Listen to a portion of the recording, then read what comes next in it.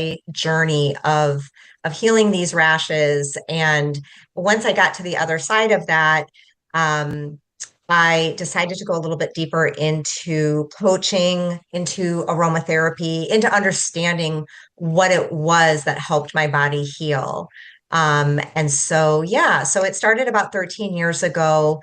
And since then, it's just been a constant, just, learning and helping clients heal as well. And then it was about 5 years ago that I started to add in a little bit more formal breath work and emotional health coaching just to, well, once again, because I found those modalities to be helpful in my own life.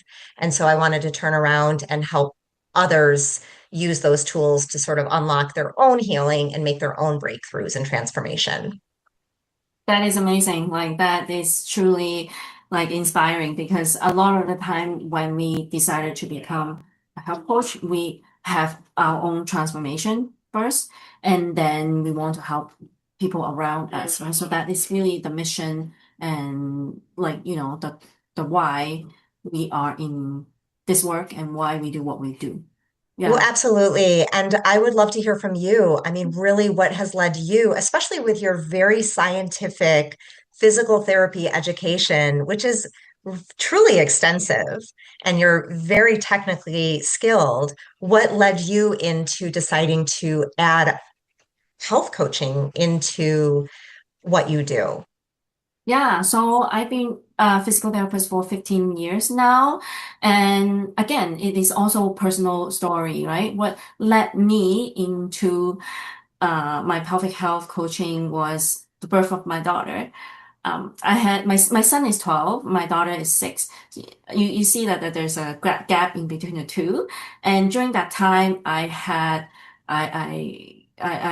to navigate my own health and wellness journey and my, postpartum healing journey. And I have also been through a lot of stress related to balancing between mom life and a work life because I give a lot to my patients and I help uh, a lot of moms or a lot of patients to recover after surgery or after like accident.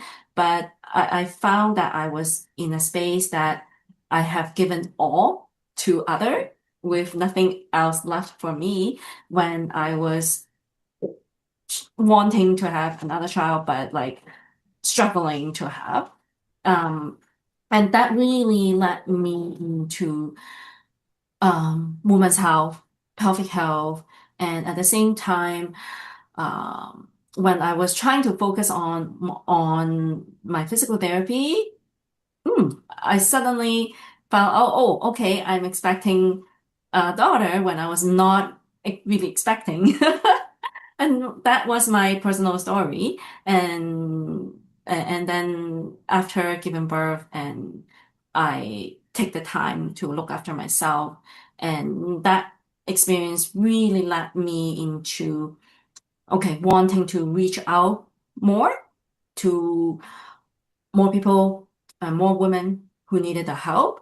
And I find that being in a clinic setting, it's very, so the work is limit very limited, and the time we have for um, for our patients is also very limited. And I really want to reach out further and to reach out to more women out there and to really go into deeper in healing and supporting health and wellness. And that's how I am led into to also public health coaching in the online space.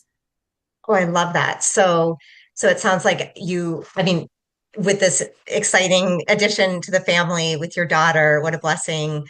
It just kind of awakened within you also this desire to go deeper into personal healing, personal, and realizing, especially with the whole childbirth experience, the whole pelvic health being so essentially important to for women's health, and addressing that. So it sounds like actually you can do a lot in a clinical setting, but you can almost do more through this online space where you're connecting deeply with clients in a deeper way of healing. So it sounds like the setting itself is a little bit more intimate even here than Yeah. in or equally intimate, but you can go deeper perhaps. So both are equally important. Okay. So when I am in the clinic, I can assess and I can um give guidance and I can also give like treatment and education. But sometimes I don't get to know the root cause of what I see. So in a clinical setting, it is really addressing muscle misalignment or body, like functions, and also addressing their symptoms, and also giving exercises. But what is really missing is what were the cause of it. And a lot of the time, it is really the past trauma, what they had experienced emotionally, and also the support that they have from behind. So we only see what is on the surface in the clinic, and we can assess, we can treat what's on the surface. But in in the online space, when we are more in a private setting, when women feel more comfortable when they're at home, they often tell me more, and then we can actually address their from the root cause. And I guide them through my pelvic wellness wheel, which is as important as a blood test at the doctor's office from each and area, each aspect of their life. And then oftentimes, then I will see the cause of the symptoms that they present in the clinic. So that it really ties together. Yeah. So Absolutely. yeah. Absolutely. I love that. And I'm sure that you weave together the two no matter the setting you're in because you have the Hmm. expertise on the basically I will, on the somatic, the emotional, that depth, that level, that real deeper connection. You have that, and you also have the physiological, this is the what we're resolving symptom wise as well. And so you can weave the two together no matter the setting, really, it sounds like. But I absolutely love that. I mean, just in the emotional health coaching that I do, I will say that the for me, I kind of work through the chakra system, and a Right. lot of our wants and desires and needs are held in our sacral chakra, sort of down near the pelvis Definitely. and the root. And so, sort of our nuclear family, our core family, how we grew up, a lot of deep core memories, experiences there, and then that extra level of true needs, true desires, true wants, the truth. A lot is held right in this area.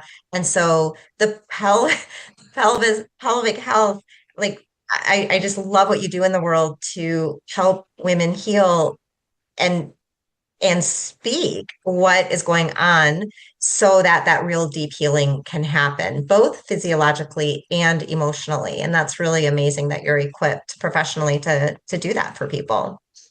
Yeah, because a lot of the time people feel that they're alone, and they will think that, oh, I'm the only person who had this and I cannot share. And I don't want to let people know I have this. So, but really, women needs to know that they are not alone in their health and wellness journey, and they can be better supported in a community setting. And and also some people they felt that, oh, this is something private. This is something that I this is something private and I do not want to be in a coaching setting. So they have to understand that they it definitely it is private, and but that doesn't mean that you have to handle it on your own. So, um, you know, in the coaching setting, in a one-on-one coaching setting, it's all private. So nothing is being shared at all with the community. But then they also get the community support. So they have to understand that nothing that they have to be worry about, and you can have your own you can have privacy and you can still have the community support. Love it. So you offer both, it sounds like. Yeah, Yes, yeah, one-on-one and then yeah, a community. definitely. But whatever's, I mean, of course, you have that privacy between the one-on-one, and then if people want to share whatever information that they feel that they're welcome to in the community. But again, it definitely helps to have both, really. I find the same. I For myself personally, sometimes I really want one-on-one and Right. sometimes I really want to be in a group. I like it. I like it both. So it makes sense. So that kind of makes me wonder. I mean, I know that you definitely work with mothers who are postpartum, but really tell me about who you serve. Like, who is your clientele? Is it um, mostly postpartum, or do you, I mean, I know that I know people of all ages, young to you know, postmenopausal, who are definitely have pelvic health symptoms going Yeah, on and they don't know where to turn. 100%. So I see a lot of women, they didn't want to reach out because they thought, oh, pelvic health is only for postpartum or only for people who have been through pregnancy. But that is totally not true. So women, doesn't matter what age or what life stage we are in, pelvic health is important for us. So I don't want them to feel that, oh, it's too late or it's too late or your problem, it's not because of, it's not pregnancy related. So it is not in your area to fix me. So I want people to understand that that is all not true. So people should feel free to reach out if you have chronic pain, leaks, or pressure down there. They should reach out and, uh, yeah, in any way that they can, just to so then they they will be heard and they will be treated and they will be supported. So yeah, Okay, totally. And that's really good to know. I mean, things like chronic pain is a symptom to, hey, reach out, or leaks. I mean, you know, you're laughing and something happens, or you're exercising and you know, these are areas that people can reach out to you for support and help and guidance in. And then there was one other, there's the chronic pain, leaks, and there was something else that you said. Oh, pressure, even feeling pressure, which is very yeah, important, lifting, very interesting. heavy Yeah, lifting, right? Yeah, yeah, yeah, yeah. Okay, cool. All right. So or it sounds jumping. like yeah, yeah. And so so would you say you generally work with adults, or do you see children in your work as well? I don't see children myself, but I am surrounded with a group of healer and surrounded with a group of like different professional. If I need to refer anytime, I have the referral source, referral base. I will pass on to appropriate anyone appropriate to see children. Because in physiotherapy, there are some I have some colleagues who only see children, so I will just pass on to my other colleagues. Okay. Okay. Sounds good. But for you, we know it's adults, and it can be at any stage in the game, you Yeah, know, where pelvic yeah. health is online for Mm. them. I Yeah. also Okay. wanted to ask you actually, because you asked me a lot of questions, but I definitely would love to learn more about your work, because you often say the body holds our experience, and how does that show up for women dealing with stress, pain, and feeling disconnected from their body? Oh yeah, absolutely. I feel like it just shows up really 24/7 until it's addressed. I feel like for me personally, where where sort of as the layers peeled back, one of the modalities that really, really helped me go deeper is breath work. And I'll share a little exercise where we can kind of tap into that. But I do two kinds of breath work. One is integrative, where we just kind of weave it into our days. And then another type, which is a little deeper. Sometimes people recognize it as holotropic breath work, or I call it meditative breath work. So it's the client is always in charge and is safe, but it just allows a person who maybe has a little bit of difficulty meditating, kind of tap a little bit deeper into their body and maybe even have their first experience of actual really deep meditation, which is what happened for me about 5 years ago. And so what I found with myself, and so how with our emotions, when they are unprocessed, they get lodged in our bodies, oftentimes in the pelvis. And so they're always getting lodged in our bodies unless we work them through. So basically, if we do want to feel to heal, and it can be a simple process where we're recognizing what's going on in our bodies, we keep that awareness and we acknowledge it, we feel it, and we let go, and we get better and better at that. But if we're not doing that, we might find that we're going to turn to substances to sort of emotionally numb ourselves. And that could be alcohol that we might want to be avoiding or extra sugar that we might want to avoid. I was totally guilty of that. I was a total chocoholic. And I know if I'm creeping back to the candy aisle and getting chocolate, I know that I am not acknowledging what's going on in my life and I need to get back into my practices.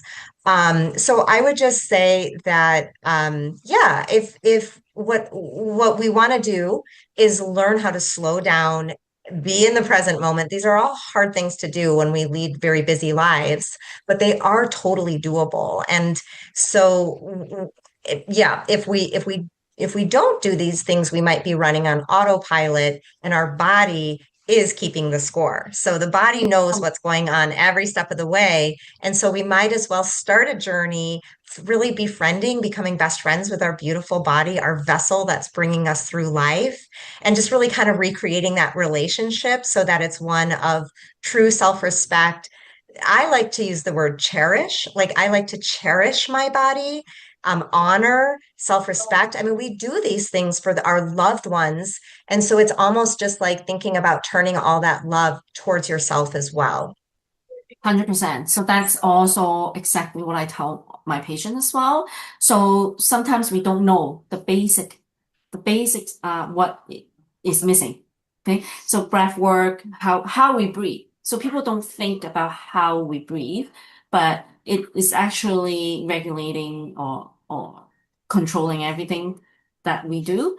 Without the core foundation, we cannot function. So people tends to overwork. People tend to see what's outside, but they don't see what's inside. So what you have said, what you have shared is all about looking within and honoring ourselves, honoring our body, and being respectful of what our needs are. It's actually the number one thing that we need to do in order Oh, to support I the rest, right? absolutely. And I think that it's a little scary to entertain the concept of looking within and self-love and all of this sounds great, but then it's like, but I have a million things to do. I have the kids to raise, I have my work, I have to take care of the household, etc. The reality is that I've lived in several hundred clients I've worked with through the years is that actually as we do cultivate those practices, these healthy practices and fall into these pieces, they integrate seamlessly into our already busy lives. And they just allow us to experience our lives so that when the year passes, when we get to the end of this year, we don't look back and say, hey, what happened? We say, oh my gosh, I was there for that. I was present. I lived my life. And it's wonderful. And we not only can heal and but we can be really aligned with what is best for ourselves, and it really only magnifies and amplifies the work that we're doing, the parenting we're doing, the people with whom we're present. I mean, it makes our lives right now better so that we function even better, really. Yeah. So what one gentle practice would you offer a woman today to help her feel more grounded, support, and at home in her body? Okay. Well, my favorite practice, and I will say it might involve your cell phone. I know we're trying to stay off our cell phones, but it really just involves setting a timer, which is often on your cell phone, for 3 minutes. And you set the timer for 3 minutes, close your eyes, and breathe through your nose, in through your nose, out through your mouth, or in through your nose, out through your nose. Doesn't matter really. And it's called a feeler. And what you're going to do is just state out loud like what you're feeling in your body. So even if I tap in right now to my body, close my eyes, I would say this. I can feel a little bit of tension in my right hip flexor. My little right hip flexor is talking to me right now. And this is where it goes. I mean, I'm serious. Like you just speak that stuff out for about 3 minutes. You might say nothing at all. You might not be feeling anything in your body, and that's okay as well. But the timer will go off after 3 minutes, and all of a sudden, you've done a total mindful somatic practice, bringing your brain back into your body, and it really, really helps. And that's like the first step. It's my favorite practice. If we can do that one time a day, it's amazing. And if you can find a partner who will trade that practice with you, you can call them up on the phone and say, "Hey, Doc, do you have time for a quick?" And you do not have to call it a feeler. I know that's like a little funny name, but come up with your own name for it, a 3 minute check in, and you hold space for each other and then hang up the phone and go on with your day. So that's another concept. And what about you? I mean, is there like a tip, like a pelvic health, like quick? You send out great tips, by the way, in your newsletters. But what about you? Is there one that like comes to mind right now that you'd be willing to share with me and this community? Thank you for liking my newsletter, by the way. So you have actually said what I wanted to say about the nostril breathing, because a lot of people are actually missing it without noticing it.